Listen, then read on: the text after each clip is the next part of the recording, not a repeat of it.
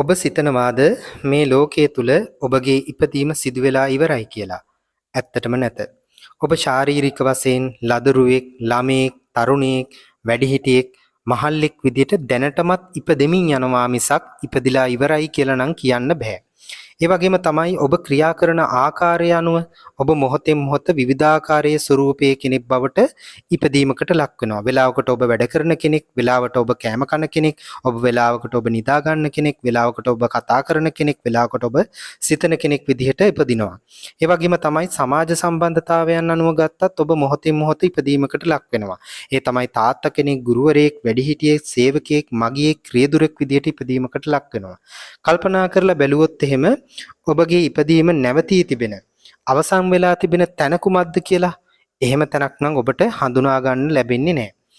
ඒ වගේම තමයි ඔබගේ ඉපදීම සිදු වුණොත් තමයි ඔබට මේ ලෝකේ පරිහරණය කරන්න අවස්ථාව ලැබෙන්නේ.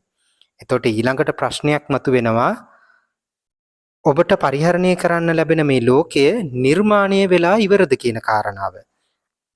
ඒ ලෝකය ගැන කල්පනා කරද්දිත් අපිට පේනවා භෞතික වශයෙන් ගත්තොත් එහෙම ලෝකය නිර්මාණය වෙමින් යනවා මිසක් නිර්මාණය වෙලා ඉවරයි කියන අවස්ථාවක් ලැබෙන්නේ නැහැ. ඒකට හේතුව තමයි ලෝකයේ භෞතික වශයෙන් වෙනස් වීමකට ලක් වෙනවා.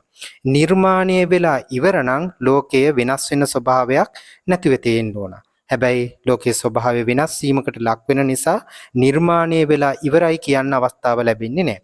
ඒ වගේම තමයි මානසික වශයෙන් ගත්තත් සෑම වෙලාවකදීම අපේ තුල ගොඩ නැගෙන මේ මානසික ලෝකය මොහොතෙන් මොහොත අලුත්වෙමින් වෙනස් වෙමින් නිර්මාණය වෙමින් යනවා මිසක් මානසික ලෝකයේ තුල පවා නිර්මාණය වෙලා ඉවර වෙච්ච අවසන් වෙච්ච ලෝකයක් අපිට හඳුනා ගන්න ලැබෙන්නේ නැහැ. මේ අනුව මම පුංචි කාරණාවක් ඔයාලගෙන් අහන්නම්. ඉපදිලා ඉවර වෙච්ච ඔබට නිර්මාණය වෙලා ඉවර වෙච්ච ලෝකයක් ලැබෙන දවසක් කතා කරන්න පුළුවන්ද? හඳුනා ගන්න පුළුවන්ද කියලා අහුවොත් එහෙම අන්න ඒ පිළිබඳව පොඩ්ඩක් කල්පනා කරලා උත්තරයක් දෙන්න.